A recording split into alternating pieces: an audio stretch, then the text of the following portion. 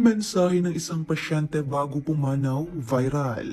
Isang kamangha-manghang kwento ang viral ngayon sa social media na kung saan isang pasyente ang nagbahagi ng mensahe bago ito malagutan ng hininga. Ayon sa ama ng pasyente, bago pa man isagawa ang resuscitation, nagbigay ng senyas ang kanyang anak na tila may nakikita itong kakaiba. Ang insidenteng ito ay nagdulot ng matinding damdamin at paniniwala sa pamilya ng pasyente. Sa gitna ng kalituhan at pag-aalala, binigyan ng amang kanyang anak ng papel at panulat upang isulat ang nais nitong iparating. Bagaman hirap at nanginginig ng kanyang anak, nagawa nitong isulat ang mensaheng Jesus is real ng malinaw na malinaw. Ang mga salitang ito ay nag-iwan ng matinding impresyon sa mga magulang at sa lahat ng mga saksi sa pangyayari. Ayon sa ina ng bata, nakita rin niyang tila may liwanag na bumalot sa kanyang anak at isang kamay ang tila nag-aangat dito habang ito'y nakangiti. Before my son was resuscitated, he signaled to me as if he is seeing someone, but I can't understand him. So I gave him a paper and a pen to write down what he wants to tell me, but I couldn't read his writing. He is so weak already and shaking and can't hold the pen properly. But before the nurses called code blue, he was able to write this, Jesus is real. And it amazed me because it is so clearly readable.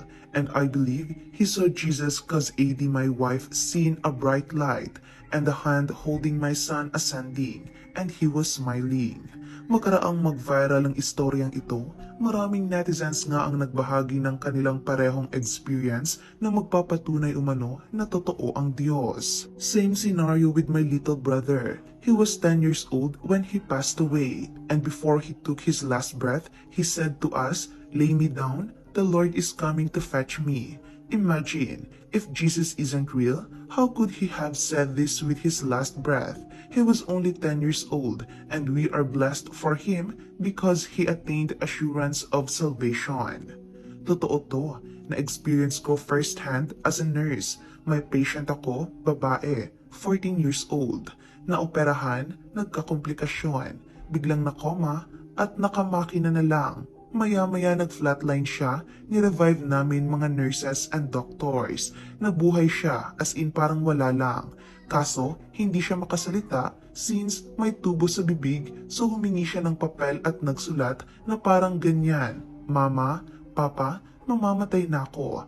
Parang nakita na niya yung kabilang buhay. Pinabalik lang siya para magpaalam. Nagulat din mga doktor kasi andun kami lahat nung gumising siya at nagsulat.